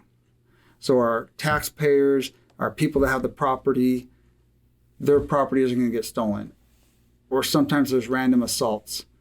Recently and unfortunately, we had 2 incidents where people suffering from mental illness, unprovokingly, one guy was beaten to death at Tustin and Chapman. It was about 3 months ago. There was an elderly gentleman just walking on the street minding his business, and somebody suffering from mental illness who was also under the influence, who we suspect is under the influence of drugs, literally beat this man to death. And then about a month later, in our downtown area, there's somebody who's not doing anything illegal other than bothering the store owners because he wouldn't get out of the stores and kind of hanging around there, and they just want him to move along. is that in the circle? Yes. Okay. Downtown, he ended up stabbing somebody In the circle? just outside of the circle, closer to City Hall. Okay. So Wow. not doing anything illegal. So we go out there, and now it's the balance. Hey, what laws are they violating? Then we had a couple incidents that I just mentioned where they seriously hurt or killed somebody. It was balancing that out. What our public and our people call in all the time. Well, there's somebody outside. Well, what are they doing? Is it illegal? Well, are we going to respond or not? What are we going to respond to as an agency? And what we respond to is criminal activity. But if it's just a homeless person sitting on the sidewalk, you guys can't do anything because they're doing nothing wrong. They're doing nothing wrong. So then, how do you go about policing the mentally ill and homeless people that are going through this cycle over and over again? But then, technically, because the law's changed, that even if you don't do drugs and you don't do anything, then there's no, unless these people want help for themselves, they want to find help, then there's nothing for them essentially. No, if they don't want the resources that we're providing to them and they're not breaking any laws, then there's nothing that we do. Okay. So what do you think is a viable solution to helping these people and going about, because the issue is like you said, if they don't want to help themselves, and this is not everyone. I'll ask you, how many people do you see that are homeless because they've lost a job or a family member and fallen into that? And how often do those people that maybe become homeless for a reason that may be out of their control, resort to drugs and then kind of fall into that circle of the mental health side of things? Very, very small percentage. Okay. Because there's resources out there to help those people. People that, down on their luck, lose a job, things happen. There's shelters available for them. There's people that are going to help them there is work available if they want to work. Not always at what they want, at the amount that they may be used to getting paid, but there's people that live out of their cars. They don't call much of our attention. The majority of them are the people that don't want any shelters. The majority of the people that we're seeing out on the streets, they don't want any resources other than free food, or which there's plenty of free food available to them. The kitchens here are wonderful, providing that resource to them. There's no reason for them to have to steal. There's church groups, there's organizations that donate, so there's plenty of free stuff so they don't have to steal. But the majority of them here are people that refuse our resources and refuse our help. What percentage would you say are the people that want to be homeless and want to just do those things? Maybe they might not want to be homeless, like they'd rather have a hotel room, or they would, they'd rather have free house, but they're not willing to do what it takes to get there. Why is that, do you believe? Because of mental illness and drugs. Okay. But I would say the majority, like 95% of them, are those ones that are Of homeless people? Are not wanting to accept our resources. So when you approach someone like that, how do you go about approaching that situation, and what can you do? I can always offer it because they might change their mind, and I can enforce any violations that I might see. And that's the role that we take. We'll offer resources and enforce any laws. Okay. How has the relationship between police officers and homeless people either changed? Because I think from what I don't know a lot, but when I look at the media and stuff, it just seems like the homeless population is just rising, if anything. So I agree with that. You agree with that? Mm-hmm. Okay. So how do you go about mitigating that, and what do you believe is a feasible solution to get these people the mental health they need, and relocating them to somewhere that's not on the street, or for example, people in Seattle, I'm not 100% sure this is true, but I've heard that you can go basically get drugs from a certain place, and then they give the people drugs, and then you slowly get off of it. Like methadone? Yeah. Yeah, we have methadone clinics. You do? In Okay. Santa Ana. Okay, got it. So has something like that been working at all? Or what do you think is a feasible solution? Well, first understand that as a law enforcement officer, you're out there to protect everybody, and the homeless population is part of your diverse community. So we have many times this population is also victims of crimes. Whether they're sexual assaults or they're fighting each other, things get stolen from them. And we need to, what I talked about, building the relationships with our community. We try to build the relationship too. They're human beings, and we get to know them. We get to know, sometimes they have good days and sometimes bad days as far as their mental illness, whether or not they're under the influence of drugs or not. But a lot of them, there's a portion of them that do like to see us around. They feel safer. Especially a while back, there was somebody on the riverbed, and it's the Santa Ana riverbed, that's going around stabbing homeless people in their sleep. And they love seeing us going around on the riverbed, driving by at night. But overall, it's just building relationships with them like you would anybody else, knowing your community, and serving them. We want to keep them safe just like we want to keep everybody else safe. They have a right to be out there and sleep on the streets, but our public also has the right to have that safety as well. So it's just maintaining everybody's rights and making sure the laws aren't broken.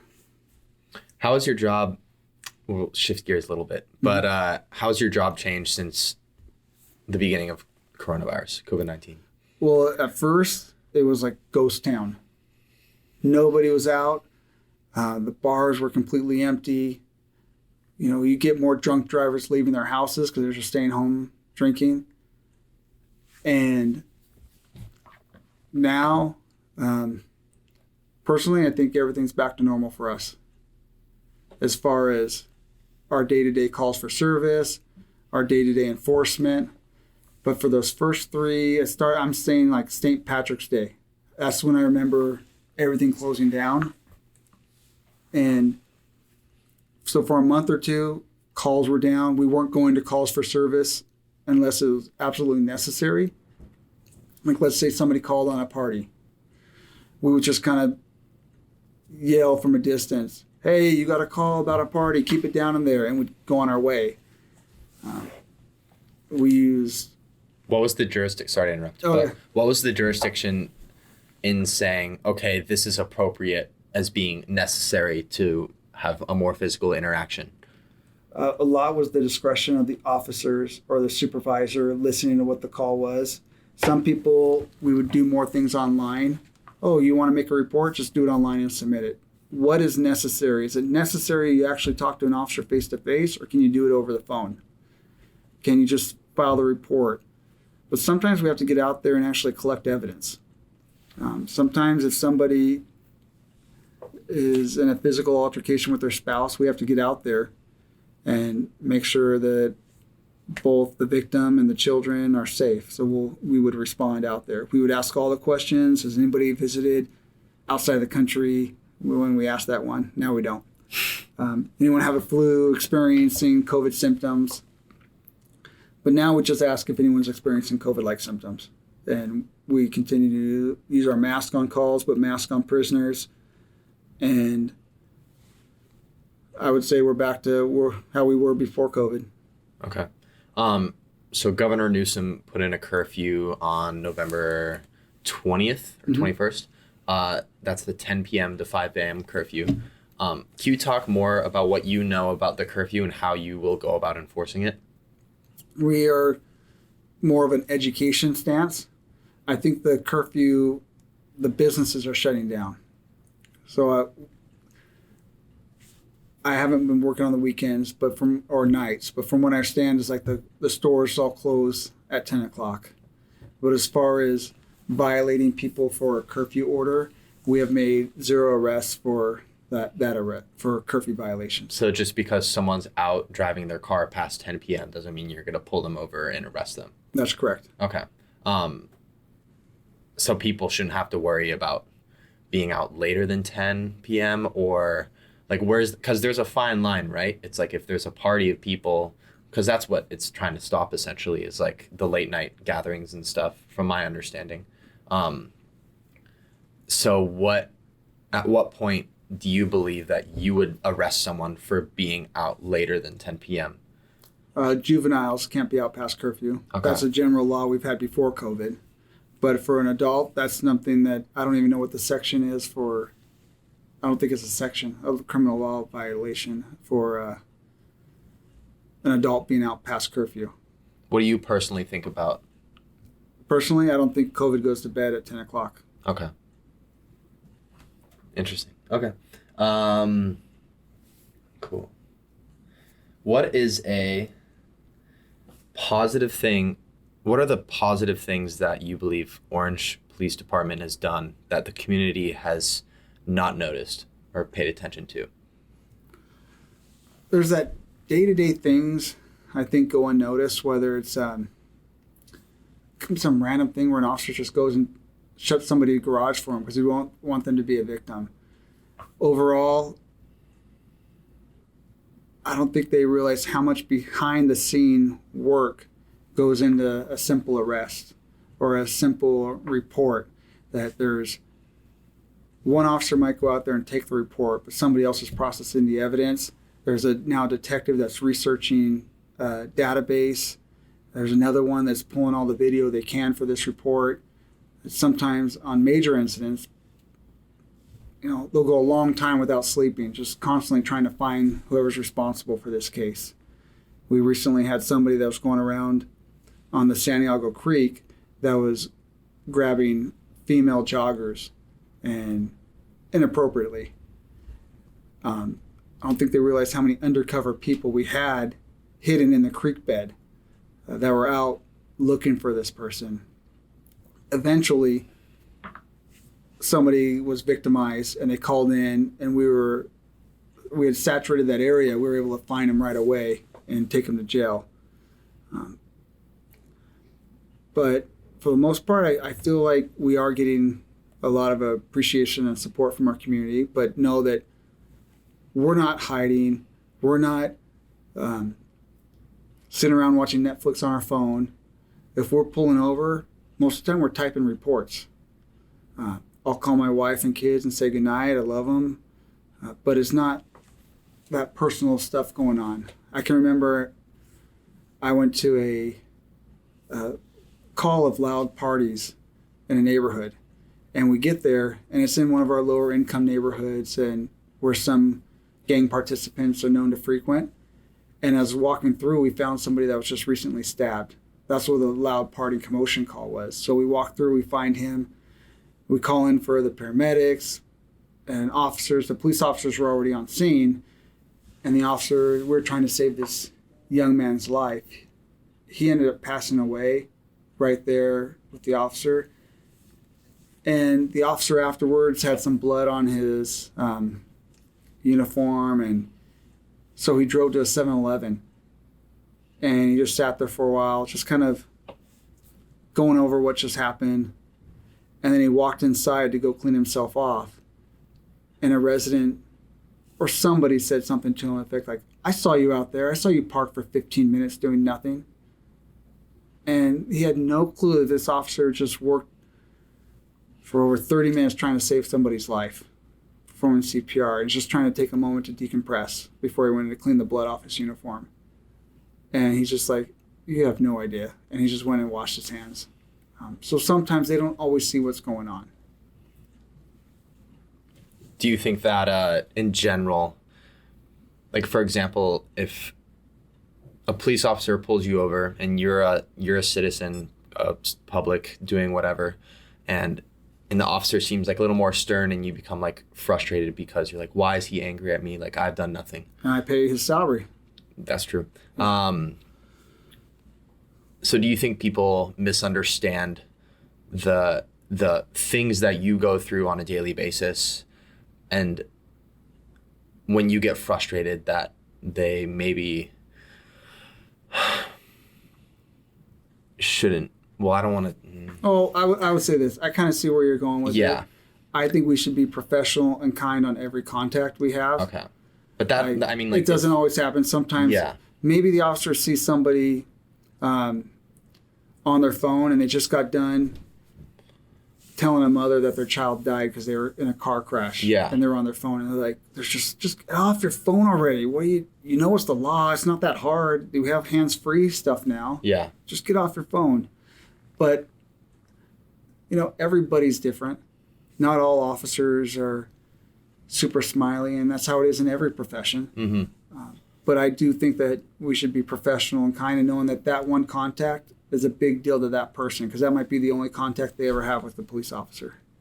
And how do you, so for example, at what point is it like, so say so that guy came off of that call when he had to try and revive that guy who ended up dying. Did he have to continue working the rest of the night? Oh yeah, the whole night. The whole night? Yeah. And so there's no point where there would be a call and something bad happens, but then you stop working after that because of like you had to deal with that situation. Now you're on to the next call.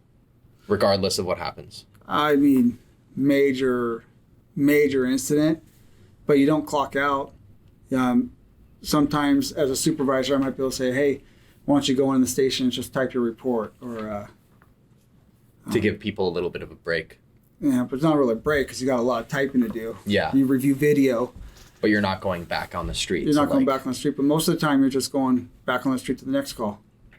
You can go from that stabbing to a college party call, where we go there because we get called. We don't drive around looking for college parties to break up. Most of the people we hire just got out of college a few years back, and I'm sure they were at a few of those parties themselves. Yeah. So we're not, we just know that our citizens our community gets upset by noise sometimes, and we'll go out there and Tell them that people are trying to go to bed. It's Wednesday night. What do you think are the mental effects of having to go like witness a stabbing or like deal with that situation, but then be expected to move on and do your job? How does that build up over the years and take a toll on people? That's why I think it's important to have a life outside of this profession. Have a family, have somebody you can talk to.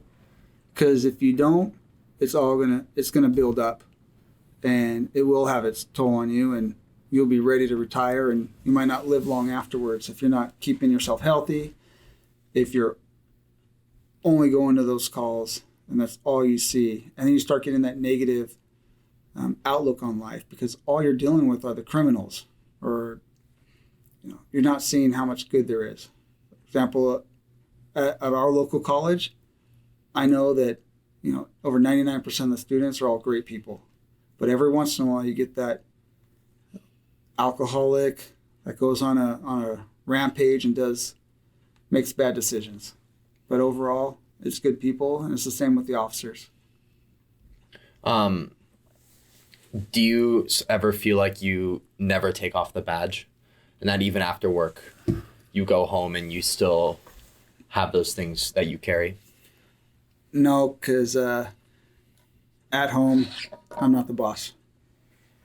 My wife makes sure that I understand that I'm not the sergeant at home, and we're a partnership. And, sometimes I have a lot of friends from church that aren't in the profession. They always want to hear the cop stories or hear things, but sometimes it's just nice to go out and talk about normal things and not sit around with a bunch of cops and tell cop stories all day and relive like a pursuit that happened or some sort of a big arrest or a big case. Just find out what other people talk about. Do you think that most officers get out of that circle easily, or they get stuck in I'm a police officer as my job, and then after my job, I go drinking with police officers and we talk about being a police officer, and then I wake up and then I go to the gym with the police officers, and you get stuck in that circle over and over? Yeah, it happens. Don't get me wrong, when I'm out, I'm always I carry my gun on me, and I'm thinking, okay, I'm always scanning the room type of thing, looking for those exits. Concealed carry? Mm-hmm. Yeah, okay. So I'm still doing that, but at the same time, I'm living a life. This is a career like any other career. You take vacations, you do have time off, but the officers that are stuck in that, those are the ones sometimes that see other problems. Like maybe they might get a DUI because they're just living that life where they go out and all they do is they'll go out and drink, and then they'll come back into work and tell those stories. But it doesn't help for a career survival as far as having this profession, living long enough to last you to your retirement and your pension. So if you were applying, considering the current political climate and the general national stigma through your experience, it's been positive Yes. Reinforcement, but there is undeniably negative. Absolutely. Would you apply to become a police officer today? And what do you think? Because I think that applying and becoming a police officer in today's era, you have to have some motivation, because you're going to get, you don't get paid a lot as starting salary. So financial incentive is not something that people really go after if they want to be a police officer, right? Off the bat. And then the stigma that a lot of people have against you. So would you have applied today, do you believe, if the same political climate was applied to you? 100% yes. It's the greatest profession in the world. Just being out in the streets or as a detective and actually helping people, truly helping people, seeing over time, building those relationships I talked about with the community and with the people here in this police department, like lifelong friendships. If you have the good values, if you have you're in it for the right reasons, not for the money, not for the pension, not for, the steady paycheck that comes every 2 weeks and the benefits, but just doing it because of your love for the career, for the opportunity to serve. If you fully understand that, like I feel I do, and 100%, I would do this all over again. Do you like your job? Oh, I hope it shows. Yeah. Yeah. No, I love this community. I love this department, what it's offered for me.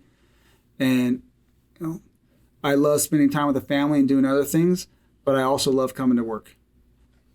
Do you believe that officers get so back to like the mental health thing, that officers receive the mental help that they need, that they should be getting just in general? Or do you think that more of them could use more counseling and stuff like that? Apart from everybody in America needing more, What do you mean by that? it's always good to help get mental health training. Go and talk to people. Go and see how we can better our lives. And, sometimes get stuff off our chest and talk about things. I think it's good for a lot of people to do that. You go and get that annual physical for your body sometimes, hopefully, check everything out, get certain things checked. Sometimes you got to get your brain checked out. And I do feel that our officers, we do have medical benefits. They're always free to go get a physical, but also go get a mental checkup too. And it could only be beneficial. I wish people take advantage of that. Do you think enough people do or no? I don't think enough people do. Just like I don't think enough people get their annual physical either. Yeah. Or maybe they don't go to the dentist twice a year like they should. Why do you think that? Well, I'm speaking of police officers. Police officers in general, I think sometimes they have that feeling that I'm strong, that, it's a sign of weakness. But I don't feel it is. I look at it as you're just getting a check to make sure you have a long and healthy career. Awesome. Do you have any final thoughts?